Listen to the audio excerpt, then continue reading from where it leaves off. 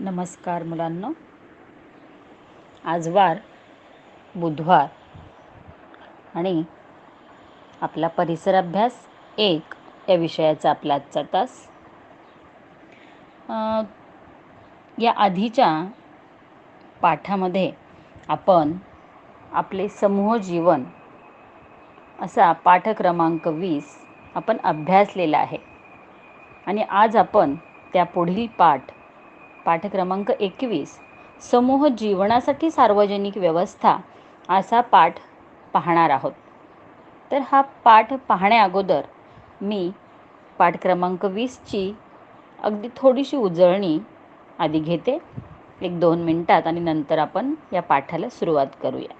तर मुलांनो, आपण आपले समूह जीवन हा जो पाठ पाहिला होता त्याच्यामध्ये आपण शिकलो होतो की माणसांना समूहात राहायला आवडते आणि एकमेकांना मदत करणे किंवा परस्पर सहकार्य हा समूह जीवनाचा सर्वात मोठा फायदा आहे. बरोबर की नाही? आपल्या रोजच्या ज्या गरजा असतात त्या समूहामुळे पूर्ण होतात. त्याचप्रमाणे आपण पाहिलं होतं की समूह जीवन हे नियमित चालण्यासाठी नियमांची गरज असते. त्याचप्रमाणे पाहिलं होतं की खेळामुळे सहकार्य, एकजूट हे गुण आपल्या अंगी येतात, बांधतात. त्याचप्रमाणे खेळामुळे आपले आरोग्यसुद्धा चांगले राहते. आता या सगळ्या गोष्टी पाहिल्या तर तुम्ही म्हणाल, मग हे आणि सार्वजनिक व्यवस्था ह्याचा काय बरं एकमेकांशी संबंध आहे? तर मुलांनो, आपण समूहात राहतो आणि जे एकत्रपणे राहून जे जीवन जगतो त्यामध्ये आपण एकटे नसतो, तर समूह असतो. आणि या समूहाच्या ज्या काही गरजा आहेत या गरजा सगळ्यांच्या असल्यामुळे आपल्या समूह जीवनासाठी सार्वजनिक व्यवस्था असते. आणि ती काय बरं असते? त्यासाठी आधी समूह जीवन समजून घेणं महत्त्वाचं आहे आणि त्यानंतर मग सगळ्या समूहासाठी असणारी जी व्यवस्था असते ती सार्वजनिक व्यवस्था असते. म्हणजे त्याचा कोणीही एक व्यक्ती अधिकारी नसतो, तर ते सर्वांसाठी असतं. त्याच्यावर सर्वांचा हक्क आणि सर्वांचा अधिकार असतो. आणि म्हणून असाच पाठ की समूह जीवनासाठी सार्वजनिक व्यवस्था म्हणजे काय ते आपण या पाठातून पाहणार आहोत. सर्वांनी आपलं परिसर अभ्यासचं पाठ्यपुस्तक समोर घ्यायचं आहे. पाठ क्रमांक 21 आणि पान नंबर 123. साठी इंग्लिशमधून सांगते 123 किंवा 123. 123 पान नंबर. चला, एक 4-5 सेकंदात पटकन पान नंबर काढायचे आणि आपण पाठाला सुरुवात करत आहोत. तर या पाठाच्या सुरुवातीलाच आपल्याला बरीचशी चित्रं दिलेली आहेत. मोठी पाण्याची टाकी आहे, त्या पाण्याच्या टाकीचं चित्र आहे. त्याचप्रमाणे एक प्राथमिक आरोग्य केंद्र आहे, म्हणजे सरकारी दवाखाना आहे. पोलीस स्टेशन किंवा मराठीत आपण पोलीस चौकी म्हणतो, ती पोलीस चौकी दाखवलेली आहे. ST बस आहे. त्यानंतर एक थिएटर, नटराज रंगमंच दाखवलेला आहे. त्यानंतर प्रभात शौचालय, एक कॉमन टॉयलेट की सार्वजनिक शौचालयाची जी व्यवस्था असते ती दाखवलेली आहे. आणि त्यानंतर तरण तलाव किंवा स्विमिंग पूल, पोहण्याचा तलाव आपल्याला दाखवलेला आहे. अशी एकूण 7 चित्र आपल्याला सुरुवातीला दिलेली आहेत.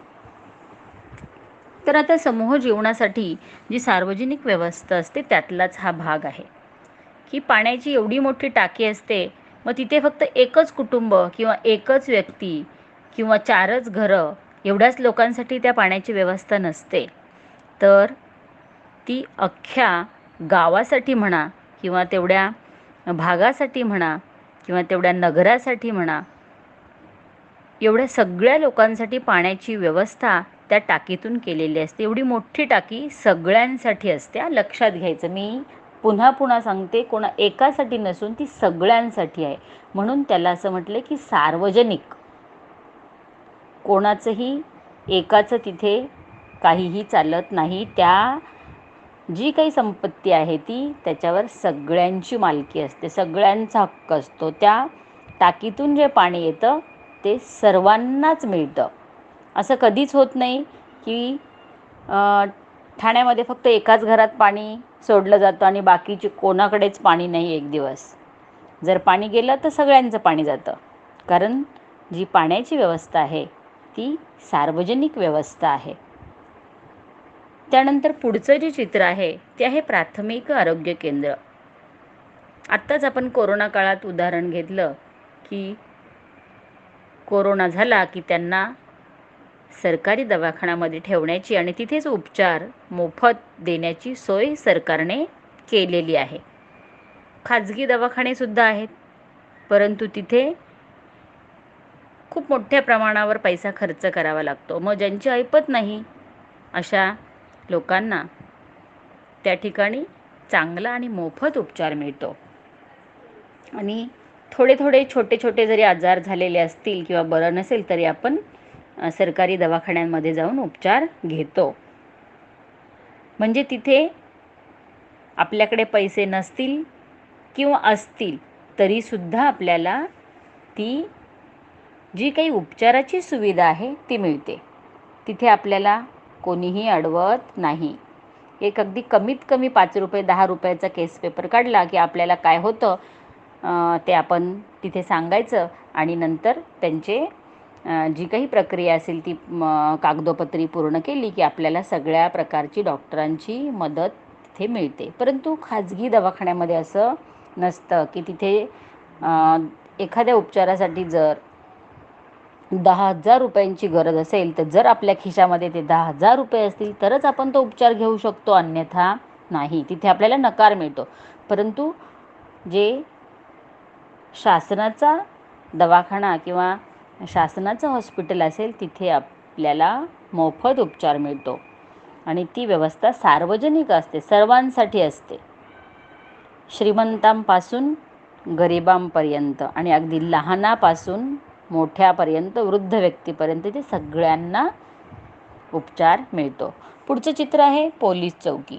काही आपल्याला अडचण आली, काहीही तक्रार आपल्याला करायची असेल तर आपण पोलीस चौकीमध्ये जाऊन तक्रार नोंदवू शकतो. तिथे कुणालाही अडवलं जात नाही. जी काही आपली तक्रार म्हणणं आहे ते आपण सर्वांना मांडायचा अधिकार आहे आणि तो पोलीस चौकीमध्ये जाऊन आपण नोंदवायची असते तक्रार. त्यानंतर ST बस. कुठेतरी आपल्याला जायचं असेल, महत्त्वाचं काम असेल किंवा गावी जायचं असेल, काही कार्यक्रमासाठी जायचं असेल किंवा कामावर जायचं असेल घरातील मोठ्या व्यक्तींना, तर चालत जाणं आपल्याला शक्य नसेल आणि माझ्याकडे जर कार नसेल, स्वतःचं वाहन नसेल तर आपल्याला सार्वजनिक वाहतूक व्यवस्था असते, बस असते, ST असते, रेल्वे असते. त्याने आपण प्रवास करू शकतो कमीत कमी तिकिटामध्ये. आता तुम्हीच उदाहरण घ्या, आपल्या गावी जर आपल्याला खाजगी वाहन करून जायचं असेल तर 2, 3, 4, 5,000 रुपयेसुद्धा लागतात. परंतु ST बसमध्ये आपण तेच अंतर 200-300 रुपयामध्ये सुद्धा पूर्ण करू शकतो आणि त्याच ठिकाणी आपण कमी पैशामध्ये पोहोचू शकतो. ही व्यवस्था सर्वांसाठी असते. आपण जर तेवढं तिकीट भरलं तर आपल्याला कोणीही ते ST बसमधून किंवा सरकारी वाहनामधून खाली उतरवू शकत नाही. त्यानंतर पुढचं चित्र आहे नटराज रंगमंच. तिथे सुद्धा फक्त एका व्यक्तीला मनोरंजनाचा कार्यक्रम बघण्याची परवानगी आहे असं नसतं, तर हजारो लोक त्या ठिकाणी जाऊन तो कार्यक्रम पाहू शकतात. म्हणजे सगळ्यांसाठी असणारी ती व्यवस्था असते. त्यानंतर पुढचं चित्र आहे प्रभात शौचालय, की जी सार्वजनिक शौचालय असतात. प्रत्येकाच्या घरात जर शौचालयाची सुविधा नसेल तर शासनाकडून अशा प्रकारच्या शौचालयाची सुविधा केलेली असते. इमारतींमध्ये प्रत्येक मजल्यावर असेल, प्रत्येक फ्लॅटमध्ये असेल टॉयलेटची व्यवस्था असते, परंतु अनेक चाळींमध्ये प्रत्येकाच्याच घरात टॉयलेट असेल असं नाही. मग सार्वजनिक शौचालयांचा उपयोग आपण करतो. त्यानंतर पुढचं चित्र आहे स्विमिंग पूल किंवा तरणतलाव ही पोहण्याची व्यवस्था, की खेळ आणि व्यायाम आपल्या जीवनामध्ये किती महत्त्वाचे आहेत आणि त्यासाठी प्रत्येकाच्या घरासमोर किंवा मालकीचा तरणतलाव नसतो, कारण त्याला प्रचंड खर्च आणि मोठी जागा आणि अनेक प्रकारची व्यवस्था लागत असते. तर आपण ते वैयक्तिक एकटी व्यक्ती ते करू शकत नाही, मग ती सार्वजनिक व्यवस्था असते. आपण त्याचा उपयोग करून घेऊ शकतो आणि पोहायला शिकू शकतो. याला म्हणायचं सार्वजनिक सोयी आणि सुविधा. आता सांगा पाहू, वरील चित्रांच्या आधारे सार्वजनिक सोयी आणि सुविधा या आपल्याला समजल्या, त्याचा काय बरं आपल्याला फायदा होतो? की पाण्याच्या टाकीमुळे पाणी मिळते सर्वांना, प्राथमिक आरोग्य केंद्रात उपचाराची सोय होते आपल्या आजारपणासाठी, पोलीस चौकीमध्ये आपली तक्रार काही अडचण असेल तर आपण पोलिसांची मदत घेऊ शकतो. ST बसमुळे आपल्याला हव्या त्या ठिकाणी प्रवास करायची सुविधा आपल्याला मिळते. मनोरंजन होण्यासाठी थिएटरचा उपयोग होतो. शौचालयाचा उपयोग अतिशय महत्त्वाचा आहे, तो आपल्याला उपलब्ध होतो सार्वजनिक सोयीसुविधेमुळे. त्यानंतर तरणतलावामुळे मुलांना पोहायला शिकता येईल, मोठी माणसं असतील, मुलं असतील, सर्वांसाठीच ती सोय असते. आता या सुविधा जर नसतील तर कोणत्या बरं अडचणी येतील हे तुम्ही लिहायचे, नंतर मी प्रश्न तुम्हाला देणार आहे. आता मी पुढे जाते. आपले कुटुंब हे आपले घर असते. महत्त्वाचं वाक्य आहे, आपले कुटुंब हे आपले घर असते. घराबाहेरील आपले जीवन सार्वजनिक असते. सार्वजनिक जीवनात विविध सुविधांची गरज असते. सार्वजनिक सुविधा म्हणजे आपणा सर्वांसाठी असणाऱ्या सोयी. वाहतूक, शाळा, दवाखाने यांसारख्या अनेक सुविधांचा आपण सार्वजनिक जीवनात वापर करतो. सार्वजनिक सेवा सुविधा या सर्वांना व सर्वांसाठी सारख्याच उपलब्ध असतात. त्यांचा वापर आपण जबाबदारीने केला पाहिजे. वरच्या जेवढ्या काही सोयीसुविधा आपण पाहिल्या ह्या सर्वांसाठी असतात आणि त्यामुळे आपण जपून आणि अगदी व्यवस्थित जबाबदारीने त्याचा उपयोग केला पाहिजे.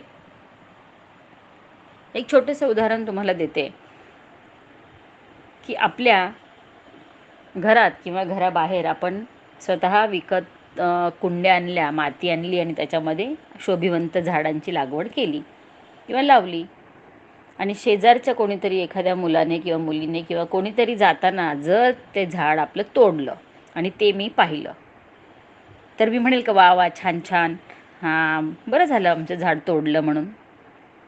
लगेच आपली आणि त्यांची अगदी भांडणाची वेळ येते. समजत नाही का आमचं झाड असं आम्ही विकत आणलं होतं, एवढा त्याला जीव लावला, एवढं पाणी घालतो, असं करतो तसं करतो, आपण कितीतरी वाद घालतो, कारण ते माझं आहे त्यामुळे आपल्याला त्याची किंमत खूप असते, बरोबर की नाही?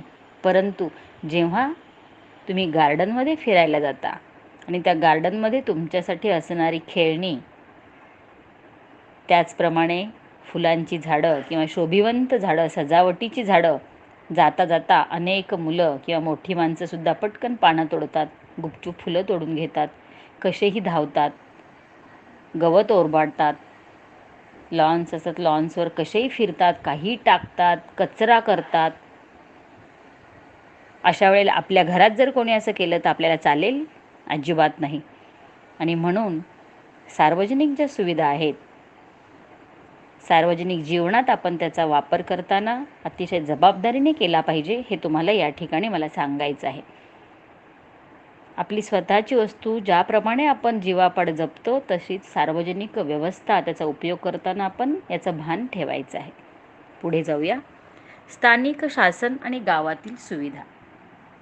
आपण गावात किंवा शहरात राहतो, गावची लोकसंख्या कमी असते, शहरातील लोकसंख्या जास्त असते. शहरात कारखाने असतात, बाजारपेठा असतात, तिथे रोजगाराच्या संधी जास्त असतात. सार्वजनिक सुविधा शहरात मोठ्या प्रमाणात असतात. गाव असो की शहर, तेथील कारभार तिथेच असणारी शासन संस्था पाहते, तिला आपण स्थानिक शासन संस्था म्हणतो. गावाचा कारभार ग्रामपंचायत बघते, नगराचा कारभार नगरपालिका पाहते आणि मोठ्या शहरांसाठी महानगरपालिका असते. हे थोडंसं तुम्हाला समजावून सांगते की आत्तासुद्धा आपण गावात आणि शहरात दोन्ही ठिकाणी राहण्याचा अनुभव सर्वांनीच घेतलेला आहे, घेत आहोत. काही जण अजूनही गावी आहेत.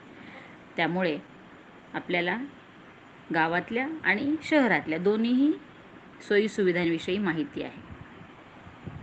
आता गावीसुद्धा नळव्यवस्था मोठ्या प्रमाणात घरोघरी आहे.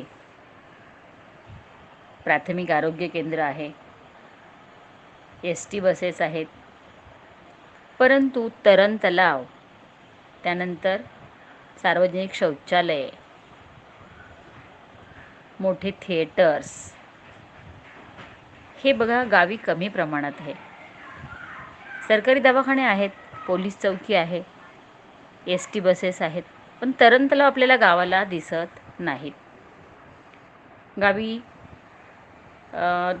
मोठ्या मोठ्या विहिरी किंवा नद्या यांची सोय असते. तिथली मुलं माणसं त्यामध्येच पोहण्याचा आनंद घेतात. परंतु आपल्या शहरात तसं होत नाही. त्यामुळे शहरामध्ये या सुविधा मोठ्या प्रमाणात आवश्यक असतात किंवा जागा कमी असते शहरामध्ये आणि त्यामुळे सार्वजनिक शौचालयाची गरज असते. पाण्याच्या मोठ्या मोठ्या टाक्यांची, कारण नदी काही आपल्या शहरातून वाहत नाही, त्यामुळे पाण्याच्या मोठ्या टाक्या, अशा काही व्यवस्था या आपल्याला शहरातच दिसतात.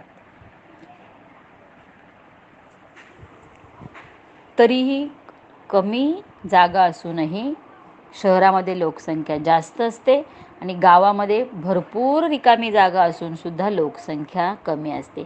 कारण नोकऱ्या किंवा रोजगार ज्याला म्हणतात त्याच्या संधी गावात कमी असतात. कारण गावात जास्त करून शेतीचा व्यवसाय चालतो. कमी अधिक प्रमाणामध्ये उद्योगधंदेसुद्धा चालतात, परंतु अनेक प्रकारच्या वस्तू तयार करण्याचे जे कारखाने आहेत आणि बाजारपेठा आहेत त्या शहरात अधिक असतात. गावचे बघा साखर कारखाने गावाला असतात किंवा तेलाच्या गिरण्या किंवा शेतीशी संबंधित मालासाठी ज्या काही बाजारपेठा असतील, कारखाने असतील ते गावी असतात. परंतु तरीसुद्धा मोठ्या प्रमाणात रोजगाराच्या संधी, नोकऱ्या, कंपन्या ह्या शहरात जास्त असतात आणि म्हणून सार्वजनिक सुविधा किंवा सोयीसुद्धा शहरात मोठ्या प्रमाणात असतात. कारण तिथे लोकसंख्या जास्त असते. जेवढी माणसं जास्त तेवढ्या आपल्या गरजा वाढत असतात. गाव असो की शहर, तेथील कारभार तिथेच असणारी शासन संस्था पाहते, तिला आपण स्थानिक संस्था म्हणतो. हे लक्षात ठेवायचे महत्त्वाचं वाक्य आहे की गाव असू देत किंवा शहर असू दे, तिथली व्यवस्था आणि कारभार तिथलीच शासन संस्था पाहते. का ठाणे महानगरपालिकेची लोक जातात साताऱ्याला? नाही. इथल्या महानगरपालिकेतली लोक इकडचा कारभार पाहतात. गावचा कारभार ग्रामपंचायत पाहते. आता याचा अनुभव सध्या सगळे घेत असतील बघा गावी, कारण आता ग्रामपंचायतच्या निवडणुका आहेत सगळ्या 15 जानेवारीला आणि म्हणून केवढी लगबग चाललेली आहे. गावात जी मुलं अजूनही आहेत ते तुम्ही अनुभव नक्की घेत असाल की गावचा जो कारभार आहे तो ग्रामपंचायत बघते. महत्त्वाचं वाक्य लक्षात ठेवायचं आहे. तसं नगराचा कारभार, समजा पडवळ नगरमध्ये आपण राहतो तर नगरसेवक असतात. मग ते नगरसेवक त्या भागाचा कारभार पाहतात आणि पूर्ण ठाणे शहर आहे त्यासाठी ठाणे महानगरपालिका आहे.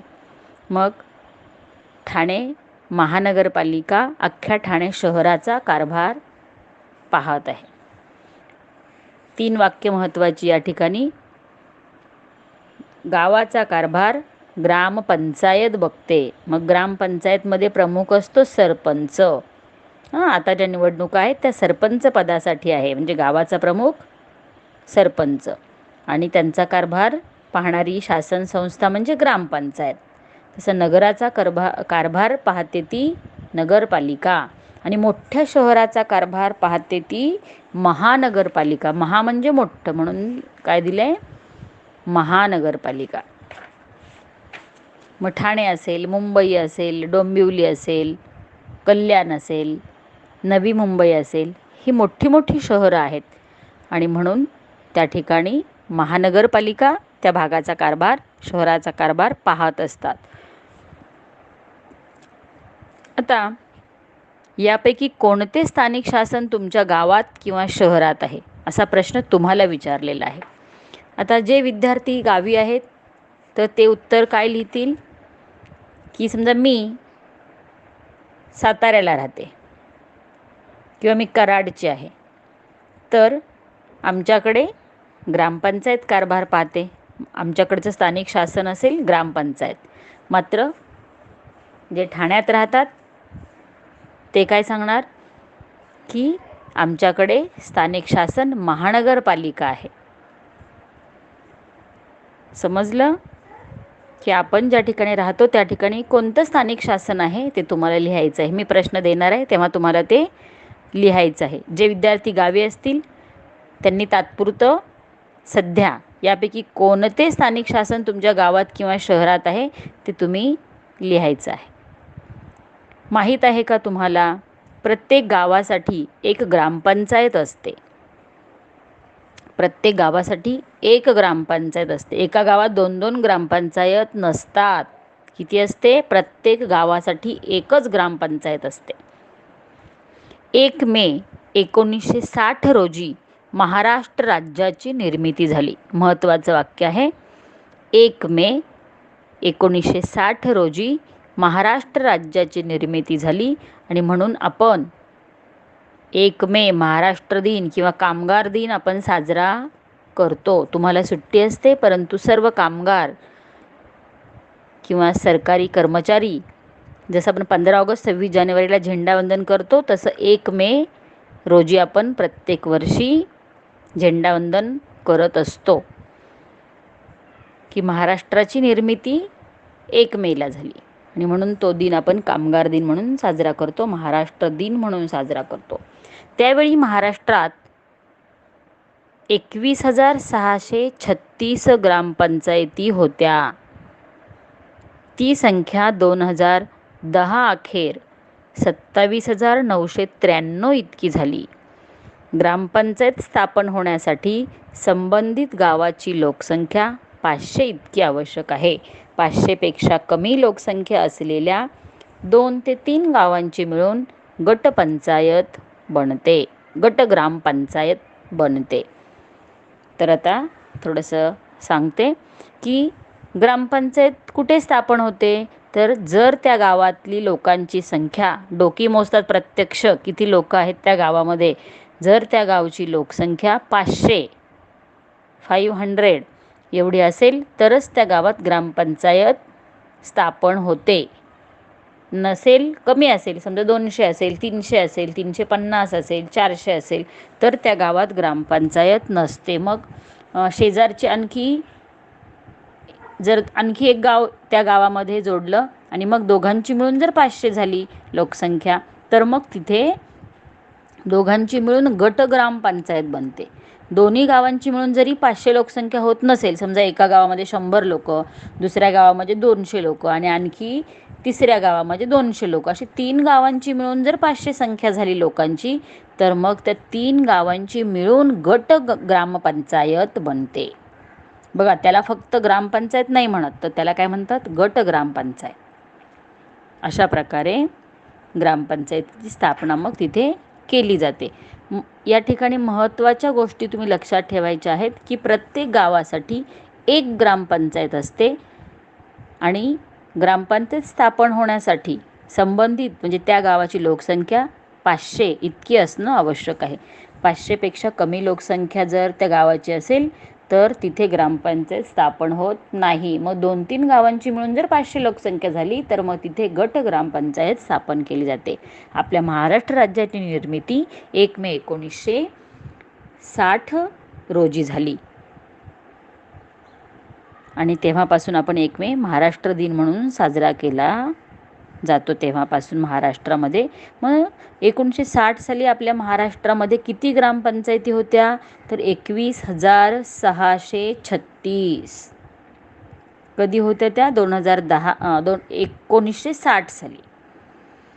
त्यानंतर 2010 साली किती होत्या 27,993. म्हणजे बघा बेरीज वजाबाकी ॲडिशन सबट्रॅक्शन करून बघा की 21,636 आणि नंतर 2010मध्ये झाल्या 27,993. अबसाठी मुद्दाम म्हणून मी इंग्लिशमध्ये नंबर्स सांगितले, तुम्ही सबट्रॅक्शन करून बघायचं आहे की कितीचा तो फरक येतो, तो की किती ग्रामपंचायती वाढल्यानंतर म्हणजे लोकसंख्या वाढली, किती वर्षांमध्ये ती वाढली ते पण बघायचं. 1960, 1960 आणि 2010 यासुद्धा किती वर्षांचा गॅप आहे 50 इयर्सचा आणि किती लोकसंख्या वाढली ते. तर ग्रामपंचायत स्थापन होण्यासाठी 500 लोकसंख्या असणं आवश्यक आहे. या सर्व गोष्टी आपण इथे पाहिल्या, ही माहिती तुम्हाला असणं आवश्यक आहे. आज आपण या पाठाचा इथपर्यंतचाच भाग पाहणार आहोत. यानंतरच्या पुढच्या तासाला म्हणजे पुढच्या बुधवारी, आजची तारीख 12, आपण आजची तारीख 13, पुढच्या आपण 20 तारीखला आपण याचा राहिलेला भाग पाहणार आहोत. आता तुम्हाला मी प्रश्न पाठवेल, त्या प्रश्नांची उत्तर आधी तुम्ही पाठाचा शिकवलेला जो भाग आहे पान नंबर 124 पर्यंत जो माहीत आहे का तुम्हाला तिथपर्यंत, तेवढा भाग तुम्ही पहिल्यापासून वाचायचा आहे. पान नंबर 123 आणि 124 वरती जो शिकवला आहे तो, आणि मग प्रश्नांची उत्तरं लिहायची आहेत. स्वाध्याय सोडवायचा नाही पुढचा, कारण पाठ अजून शिकवायचा बाकी आहे. अर्धा भाग आपला इथे पूर्ण मी केलेला आहे आणि त्याच्यावरतीच आधारित तुम्हाला मी प्रश्न तयार करून पाठवत आहे. पुढचा भाग पुढे. या ठिकाणी मी थांबते. सर्वांनी पाठाचं वाचन करा.